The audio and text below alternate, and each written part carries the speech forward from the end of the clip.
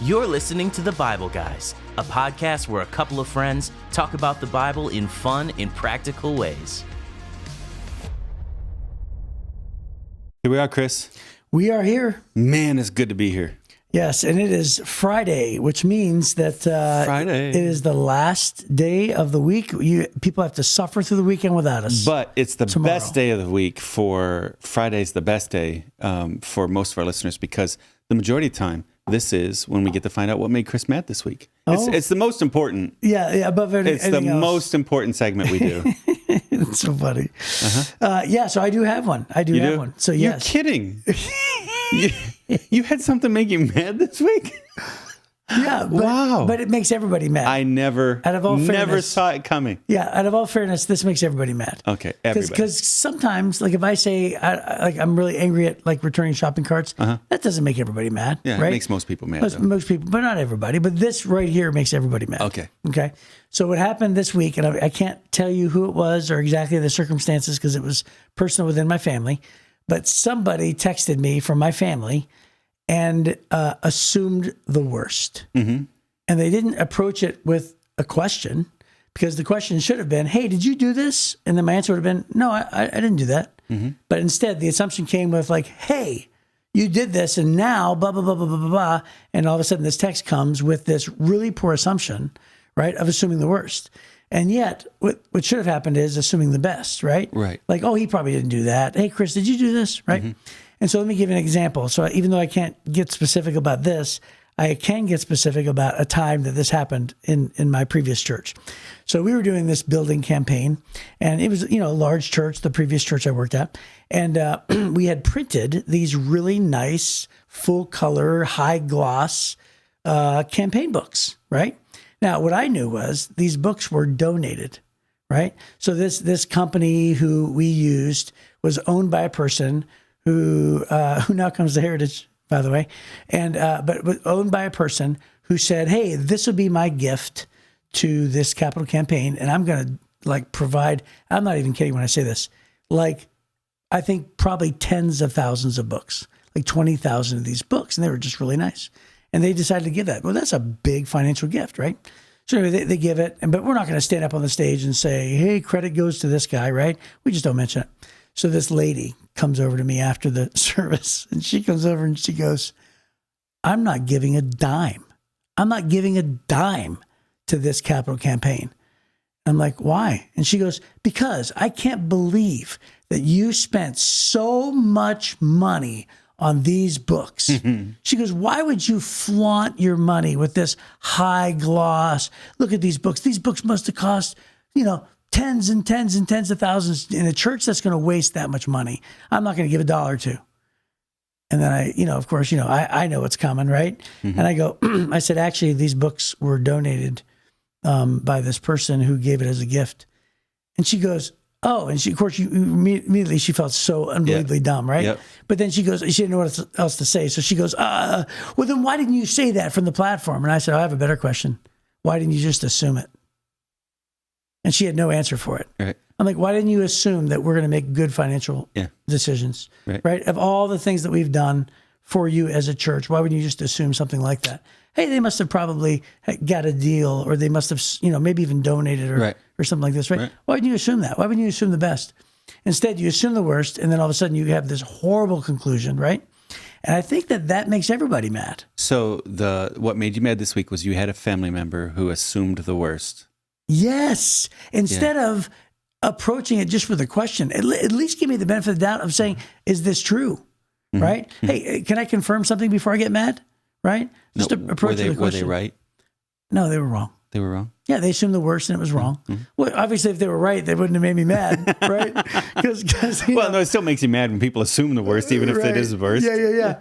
But assuming, so Andy Stanley does a message where he says there's always a gap between expectation and reality, right? So the expectation is, hey, my daughter's going to be home at 11:30. The reality is it's now 12 o'clock and her phone's not answering. So assuming the worst is she's avoiding me and she's staying out late on purpose. Assuming the best is, hey, something must have happened and her phone must have died, right? So when you come in through the door, here's an idea. Ask the question first. Ask the question, hey, was your phone dead? right? And if it's not, then you can get mad, okay? But why would you assume the worst? I told my daughter's boyfriend, if I say be home at 11, I mean like 10:30, 10:45 is what I mean. Yes. And not 11:01. Right. That's when you stop getting to date my daughter. And he goes, oh, okay. I said, so here's the thing. Two things. One, don't have flat tires. Two, if you do, you should go home and practice right now how to change your tire really fast. Yeah. Right. And then, so if you leave a half hour early, so you know you're going to get her home a half hour early, then you have a flat tire. You should be able to, a strong young man like you should be able to change a flat tire in less than 30 minutes. Right. So I said, you understand what I'm saying? There are no excuses. None. Come home early. And he started laughing. But then, we still have to do the same thing. Check and make sure. Why are you guys late? Yeah. And the rest of the sermon is every time there's a gap between expectation and reality, you as an individual have a choice of what to insert in that gap. So you could either insert believe the best, or you could insert assume the worst. That's right. So anyway, that's what made me mad this week. And I get mad when people assume the worst. And I think all of us get mad. Absolutely. I think so. I'm mad for the world. Thank you. Thank you. We cannot thank you enough. Yes. For being irate for the rest of us. I'm here for you, Jeff. Vicariously angry. And I'm here for everybody else. Thank you. So here's the story. We've gone all through the entire book of Genesis, and not every verse, but the major stories, and then through the book of Job. Job was a contemporary, probably, of Abraham, Isaac, Jacob, right in that time frame. There's no evidence in the Bible that they knew each other, but Abraham was famous and Job was famously wealthy, and so perhaps they might have known of each other, but there's no indication of that. Job also talks about things to the east. He was the Wizard of Oz. Yeah, that's true. Well, Job talks a little bit about things from the east. He mentions like stuff mined in Afghanistan and some of those things. So he might have been further east than Abraham. But anyways, it was from about the same time. Then, remember, we ended the book of Genesis with the life of Joseph. Yeah, that's how it is. Right? Yep. And so Joseph then, from that point, remember, Joseph's family moves to Egypt to avoid the famine that was happening, and they wind up living there for 400 years, and somewhere near 2 million Jews, probably Hebrews. Well, Joseph didn't live for 400 years. No, he did not, but the Joseph's family and Jacob's family. Descendants. Their descendants lived there for 400 years. Eventually, they were enslaved by the Romans. At first, they were beneficiaries of the Egyptians. They were beneficiaries of the Egyptians' generosity, and eventually they became slaves. And here's what the Bible says. It picks up in Exodus chapter 1, 400 years after the story of Joseph. Yeah, crazy. And it says, these are the names of the sons of Israel, that is Jacob, who moved to Egypt with their father, each with his family: Reuben, Simeon, Levi, Judah, Issachar, Zebulun, Benjamin, Dan, Naphtali, Gad, and Asher. In all, Jacob had 70 descendants in Egypt, including Joseph, who was already there. In time, Joseph and all his brothers died, ending that entire generation. But their descendants, the Israelites, had many children and grandchildren. In fact, they multiplied so greatly that they became extremely powerful and filled the land. Eventually, a new king came to power in Egypt who knew nothing about Joseph or what he had done. He said to his people, "Look, the people of Israel now outnumber us and are stronger than we are. We must make a plan to keep them from growing even more. If we don't, and if war breaks out, they will join our enemies and fight against us. Then they will escape from the country." So the Egyptians made the Israelites their slaves. They appointed brutal slave drivers over them, hoping to wear them down with crushing labor. And they forced them to build the cities of Pithom and Ramses as supply centers for the king. But the more the Egyptians oppressed them, the more the Israelites multiplied and spread, and the more alarmed the Egyptians became. So the Egyptians worked the people of Israel without mercy. They made their lives bitter, forcing them to mix mortar and make bricks and do all the work in the fields, and they were ruthless in all their demands. Then Pharaoh, the king of Egypt, gave this order to the Hebrew midwives, Shiphrah and Puah: "When you help the Hebrew women as they give birth, watch as they deliver. If the baby is a boy, kill him. If it's a girl, let her live." But because the midwives feared God, they refused to obey the king's orders, and they allowed the boys to live too. So the king of Egypt called for the midwives. "Why have you done this?" he demanded. "Why have you allowed the boys to live?"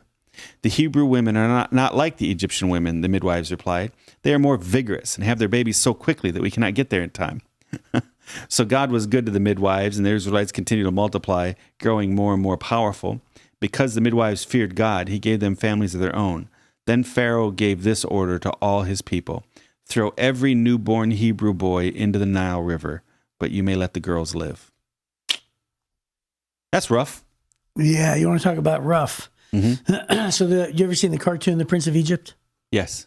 So there's they communicated this through because this is a horrible thing to put in a cartoon, right? You think? You think? And so they communicated it through when he was walking through the hallways and he saw all those Egyptian, what do they call those? There's a name. Not a hieroglyph. What is it called? Hieroglyphics? Hieroglyphics. Is that what I'm thinking of? That's their writings. Yeah, the drawing. Yeah. I was thinking of the singular. It ends with graph. Anyway, but the hieroglyphics. He was walking through the hallways, and then he saw the history of the babies thrown into the Nile River just through drawings. Oh, uh-huh. And it didn't say anything; it just showed it. And then he was like, "Dun dun dun!" The music. Then he runs off and he cries and all that. And so it's just such an unbelievable thing to talk about. Throwing babies into a Nile River. It's just you can't get any worse, right? Than killing innocent horrible. Babies. You can't it's get horrible. any worse. Yeah. So Herod did this in the New Testament, didn't he? Uh-huh. He was so threatened when he heard that a king was born of the Jews, and he thought it was maybe threatening his title when Jesus was born. So he had ordered, all the babies, all the firstborns, 2 years and under? Yeah, to be killed in all of Bethlehem. And ironically, Joseph and Mary fled to where? Egypt, mm-hmm. Which is where it happened in Egypt way back when. Yeah. Which is pretty crazy. So the devil, this is one of the devil's tactics, right? The devil always tries to kill babies. So the devil tried to destroy humanity in its infancy with the very first two humans. Mm-hmm. Devil tried to kill Israel in its infancy. Devil tried to wipe out Israel here through babies. Devil tried to wipe out Jesus as an infant. Devil tried to destroy the early church as an infant, right? Devil loves to try to kill baby things. When we launch new ministries, when we have to be really, really careful. It's those early seasons that the devil loves to try to, because they're so vulnerable. Devil hates babies. I don't think it's a mistake that we kill millions of babies a year all around the world. The devil hates babies. And then the same thing with young Christians, new Christians. The Bible says that when you trust Christ and you're a brand new Christian, you're a baby in Christ. That's what it says. Mm-hmm. And the devil tries to wipe out brand new Christians too, all the time. It's his tactic. He keeps running the same play because it's pretty effective. Right. So he's trying to kill the Egyptian baby boys to stop them from growing. I looked up online. It seems like this Pharaoh was either, very likely it was Ramses II, which is one of the most powerful pharaohs, or it could have been, who was the other one here? Seti the First. Both of these guys. This is like near the peak of the Egyptian Empire up to that time. So in Charlton Heston's movie, it was Seti who then gave birth to Ramses, and then Moses ended up saying, "Let my people go with Ramses." Yeah. So it's right there, right in that dynasty that they're in. And they were just on this building machine. Now, they weren't building pyramids then, right? So it wasn't the pyramids. But what they did build, it mentions these two cities. It mentions, was it Pithom? I don't know where that is. I don't have any sense of where that is. There's some archaeological sites in the eastern Nile Delta. So if you ever look at the Nile River, everybody along the Nile River for thousands of miles lives within like 7 miles of the river. And then suddenly when you get north of Cairo, it splits way out, turns into this giant delta. And a huge portion of people, with Alexandria being up at the top of it. And it's a huge portion of the food grown and the Egyptian culture is in that Nile Delta. And so both Ramses and Seti had their capital up in the Delta. Later on, at the end of all of the Egyptian empires, Cleopatra, her capital was there in Alexandria. King Tut, his was way down south with his parents Akhenaten and all them down in Luxor. So they had different, each of these, we think of the Egyptians as one group, but it wasn't. It was all these conquering groups would come in and take over, and then they set up a new dynasty. And sometimes you had Nubians from Africa, south of Egypt in the Sudan, and they would come up. And so it was different groups of people would be the rulers of Egypt. And at this time, they were ruling out of that northern Nile Delta area. So it's probably Pithom was up there, and there's a couple of archaeological sites. But this Ramses city, Pi Ramses, we know where that is, right? And it's up there as well in the northeastern, and it's Quantir is the name of the village where it was at. So huge palaces, temples, extensive storage facilities. There's all these things, and it was the Israelites that they forced to build all of that, right? Wow. And so it's really kind of an interesting a time in history that this is one of those spots you can time it exactly. Prior, it was more difficult, but here this is 1750 BC. Right. Right. The pyramids are already built at this point, and they now have been enslaved, and they're going to be going through a pretty tough time. So then Pharaoh calls in 2 of the midwives and say, "Hey, ladies, we don't trust these Israelites. We think they're going to take over. So whenever you see a baby boy born, just kill him for us." Right? Infanticide, right there. Now that's late stage abortion. Right there, Yeah, right? yeah. It's infanticide, right? Kill this infant. Well, it'd be legal murder, Yeah. right? Yeah. So then, but the ladies refused, and that's what I love about this, right? It just said because the midwives feared God, they refused to obey the king's orders, and there's something to that. There's something to Obeying. I can't tell you how many people I've had conversations with afraid of losing their jobs, so they go ahead and compromise what they believe God says over and over and over again. And these 2 ladies, they were willing to risk their lives because they feared God more than they feared Pharaoh. And, we just talked in the book of Job. The Bible says the beginning of wisdom is fearing God. Yeah. So putting God first. And it's a great lesson that says, always obey your parents unless they tell you to do something that directly conflicts with what God says. Right. Right, which is maybe an unpopular view to the non-dedicated Christian, but I mean, seriously, we obey the laws of man unless they conflict with the laws of God. Well, literally, John and Peter said that, right? We obey God rather than man. That's right. Yeah, that's right. Yeah, should we? What is it? If I choose to obey man over God, then I should not be the servant of Christ. That's correct. That's what Paul says. Yeah, right. Yeah, right. So there is, I think, a challenge. Jesus said, in this world you'll have trouble because they hated me before they ever hated you. And so, we make our decisions based on comfort, what's going to be best for us. And God calls us to stand for what's right. And it's always right to stand for what's right. So in this situation, these 2 ladies chose to stand against him. Look what the note says. I love this note in the Life Application Study Bible. It says, against Pharaoh's orders, the midwives spared the Hebrew babies. Their faith in God gave them the courage to take a stand for what they knew was right. In this situation, disobeying the authority was proper. God does not expect us to obey those in authority when they ask us to disobey him or his word. The Bible is filled with examples of those who are willing to sacrifice their very lives in order to obey God and save others. Esther and Mordecai and Esther, Shadrach, Meshach, and Abednego and Daniel are some of the people who took a bold stand for what was right. Whole nations can be caught up in immorality, racial hatred, slavery, prison cruelty. Thus, following the majority of the ruling authority is not always right. Whenever we're ordered to disobey God's word, we must obey God rather than any human authority. That's that verse I quoted in Acts chapter 5, right? Verse 29. And so I just think that was a really great thing. Now, the question is the lie. The what? The lie. These 2 ladies lied to Pharaoh. He said, what's the deal? How come you haven't been killing the babies? And the 2 ladies like, oh man, the Hebrew women are very vigorous and they have their babies very quickly. We don't get there in time. That was a lie? Do you really think the Hebrew women are more vigorous than the Egyptian women? So a midwife could not possibly make it to deliver all of the Israelite babies. Oh, well, see, this is interesting that you pointed this out because I took that comment to mean that because didn't earlier it said that the Israelites were having babies right there. It says the more the Egyptians oppressed them, the more Israelites multiplied and spread, and the more alarmed the Egyptians became. So what I was taking that to mean was the millions of people that were there, or the hundreds of thousands. So many people were pregnant at one time that it was they couldn't possibly keep up with all the people that were pregnant. That's not what that means? Just the ones with the baby boys? Yeah, what I'm saying is like they can't keep, they slip through the cracks. Yeah.